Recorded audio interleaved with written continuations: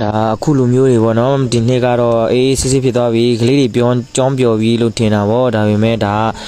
ဟိုကိုပထမစချက်နဲ့နှမ်းထွက်နဲ့နည်းနည်းလေးလဲသွားတယ်ကိုကတလားပဲရှိသေးရဲ့ကလေးတွေကအခုလိုကြည့်ကျွန်တော်တို့အမြဲတမ်းပြောအောင်ဒီလိုကြောင်းပြောအောင်ထားတာတော့မှအဲ့လိုတောင်ပေါ်ကလေးတွေကအဲ့လိုတွေရှိပါတယ်ခင်ဗျာဒါကတော့သူတို့ကြောင်းပြေးလို့အိမ်ထိလိုက်ခေါ်တာပေါ့နော်မနေ့အစောပိုင်းကလေး2ယောက်ကိုသွားခေါ်ခိုင်းတာသူ့ဖေကခေါင်းကိုက်လို့မသွားနိုင်ဘူးပြောတယ်တဲ့မနေ့ချက်ချင်းပဲကျွန်တော်တို့ပြန်ပြီးသွားကျွန်တော်ကိုယ်တိုင်သွားလိုက်တာပေါ့သွားတဲ့အခြေအနေကလည်းကြည့်ပါဦးဗျာလမ်းတွေကလည်းမိုးတွေတအားရွာထားတော့အိမ်ကြားကနေဖြတ်သွားရတယ်လမ်းတိုင်းသွားရင်အဆင်မပြေဘူးဘွက်တွေထူလို့လေမို့လေတခုခုဆိုရင်မြို့ပေါ်ကကလေးတွေနဲ့လုံးဝမနှိမ့်နဲ့နော်သူတို့နဲ့အများကြီးกว่าတယ်အများကြီးกว่าတယ်မို့အိမ်စာတွေတော့မပေးရဲလိုမျိုးဖြစ်နေပြီအခုကအိမ်စာတွေပေးလို့အိမ်စာတွေမလုံနိုင်လို့ပြေးတဲ့သဘောမျိုးဖြစ်နေတာလေကလေးကစာလုတ်ပြင်းတာပေါ့ရောက်သွားတော့သူ့မိဘကိုသွားပြောတော့သူ့မေကလည်းလဲထဲသွားခဲ့တယ်တဲ့သူ့ဖေပဲရှိတာသူ့ဖေကမနေ့ကဆူထားတာတဲ့ကြောင်းသွားဆိုပြီးဆူထားတာအဲ့ဒါမသွားဘူးတဲ့ဆူတော့အိမ်ကနေထွက်ပြေးတယ်တဲ့သူတို့မိဘတွေကိုပြောလိုက်ရင်တခုခုဆိုကလေးထွက်ပြေးတယ်နဲ့အဲ့လိုပဲမရဘူးလို့ညနေရတော့ပြန်ချိန်ပဲဖြစ်ရရင်ရတော့ပြန်ချိန်မဟုတ်ရင်တော့မှမိုးချုပ်နေရင်မနဲ့ဖြန်ကြရင်ကြောင်းပွင့်တဲ့ချိန်ကိုမိဘကိုယ်တိုင်လာပို့လို့ခလေးကိုမလွတ်နဲ့လို့မိဘကိုယ်တိုင်လာပို့ဆိုပြီးပြောထားတယ်။နေမကောင်းဘူးဆိုလို့ကျွန်တော်ဆေးလေးတောင်ယူလာလိုက်သေးရဲ့နော်။ကိုရီးကလည်းအကြောင်းတရော့ပြင်းဘလို့မှမနေနိုင်ဘူး။တရော့စိုက်ထဲမှာကိုတနှုံနဲ့ကိုနေခက်နေတာလေအဲ့ဒါမရဘူးကိုယ်တိုင်သွားမယ်ဆိုပြီးထွက်ချလာတာအခု तू ကမနဲ့အစောရင်ထွက်ပြေးခဲ့တာတဲ့ကဲမတွေ့ဘူးကြည်စိတ်ညှိဆုံးလဲဆိုရင်ကိုဒီလော့လုတ်ပေးနေတာတော့မှအဲ့လိုအိမ်ထိတ်လိုက်ခေါ်ရတာမျိုးတွေကြောင်းပြေးတာမျိုးတွေဆိုတအားစိတ်ညစ်တယ်။အဲကြောင့်မို့ဒီနေ့ဗီဒီယိုမတင်တော့လာပြီးတော့ချက်ပေါ်ထဲလာပြောကြဘောဆရာဗီဒီယိုတစ်တွေဘာလို့မတင်သေးရလဲတဲ့ဘာဖြစ်လို့လဲဆိုတော့ကိုရီဒီမာလဲအဲ့လိုဒုက္ခတစ်ခုနဲ့ဒီလိုကလေးတွေခေါ်ရတာလဲစိတ်ညစ်တာတစ်ဖက်ပေါ့နော်ဒီလိမ့်မော်ဗီဒီယိုတစ်ခုတင်လိုက်ရင်ဗလိမ့်တဲ့လူတွေကလဲစိတ်ညစ်စရာတစ်ခုဆိုအားကြောင့်မို့ဒီလိမ့်ကိုဖြတ်ရမလားဆိုပြီးစဉ်းစားနေတာပေါ့အခုဒါကျွန်တော်တို့သွားရလမ်းဆိုရင်ကျွန်တော်တို့ဒီကလေးကိုသွားခေါ်ရတာရွာအစုံဆုံးကနေဟိုဘက်စုံကနေဒီဘက်စုံထိသွားရတာနော်လမ်းတွေမှာလဲကြွချေးနှံ့နေခွေးချေးနှံ့နေရောလူချေးနှံ့နေရောတလန်းလုံးတော့ကတော့ဖြူဖြူစင်စင်ပဲပြန်လာတော့ခြေတော့တွေလည်းအကုန်ဆွနေပြီလားမချော်လဲလို့ကန်ကောင်းပေါ့ကိုသွားတဲ့လမ်းမှာကလေးလေးတွေ့ရင်လည်းဟိုဂျပန်ခေတ်ကဂျပန်နေဝင်လာလို့ပြေးနေသူတို့မျိုးဆီကနေကလေးတွေကရိုးပြေးနေကြကို့အမြင်ကလေးတွေကပြေးနေကြကိုကဘာမှမဟုတ်ပဲနဲ့တချို့မိဘတွေကြတော့လဲအဲ့လိုကလေးစီးနေရတဲ့လိန်ပြောတာတို့အဲ့လိုတွေရှိတယ်နော်ကျွန်တော်တအားစိတ်ညစ်ရတယ်စားစိတ်ညစ်ရတယ်မိဘကတစ်မျိုးကလေးတွေကတစ်မျိုးနဲ့အဲ့ကန်ဆိုရင်စားအုပ်တအုပ်ကုန်သွားပြီဟာကြည့်စားအုပ်တအုပ်ကုန်သွားပြီဒီလေးထောင်းနေတာမခေါ်ဘူးတွေ့လားဒီမှာစားအုပ်တွေလည်းမပြဲဘူးဘာသာပြန်ပေးလိုက်တွေ့လား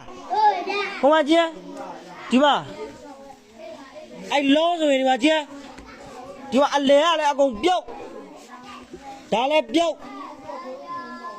ဟိုမှာစီးသေးဘယ်သူလဲမသိနေဒီမှာအိုက်စင်ဆိုရင်ကြည့်ဒီမှာကျင်းဒါတဝက်တော့မကြသေးဘူးကြည့်တာပါနေနဲ့ကတ်ထားမှလည်းမသိဘူးပြန်နေဘူးအိုက်ခါဘာသာပြန်ငါအပေါ်ပြောနေနေတော့နားမလဲတော့တက်တင်ပါနေလေရောဟာတော့တက်တင်ပါနေတော့ရောပါပဲတက်တင်ပါနေလေတက်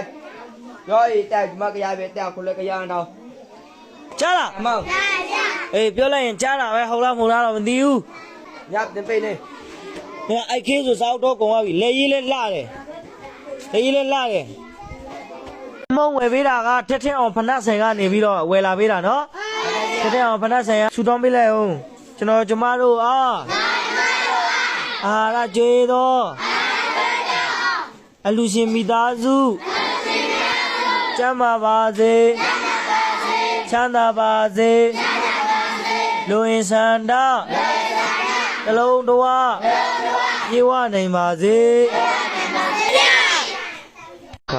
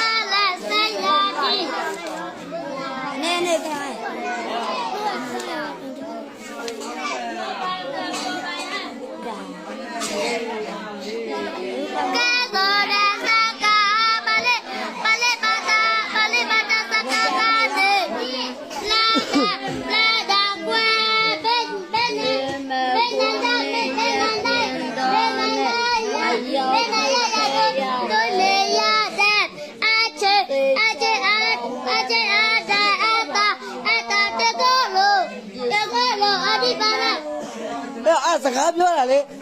ပြောပြတာလေပြောပြနေလေဘလို့စာလို့ဖတ်နေရတော့ဘာသာရေးဆိုင်ရာကျွမ်းမင်းတို့မတော်တော့ဘာသာရေးဆိုင်ရာကျမ်းတွေမှာတော့ကကြီး၃ပါးရှိတယ်လို့ဆိုထားကြတယ်အဲ့ဒီကကြီးတွေကတော့1တတ္တန္တရက2ရောဂန္တရက3ဒုဗိန္ဒရဒုဘာလို့ဒုဗိခန္တရကတို့ပဲကွယ်အဲ့၃ကကြီးအကျုံးကိုဒီထဲမှာပြဒီမှာကြာဒီမှာကတတ္တန္တရကအကျုံးကိုဆိုပြီးတော့ပြောပြထားတာနော်ဟိုကြည့်တတ္တန္တရကဆိုတာကဒီမှာကြည့်သူတွေဖြတ်နေတာတွေ့လားဟုတ်တယ်အေးဒါမင်းတတ္တန္တရကဆိုတာအဲ့လိုဖတ်ပါလားဟမ်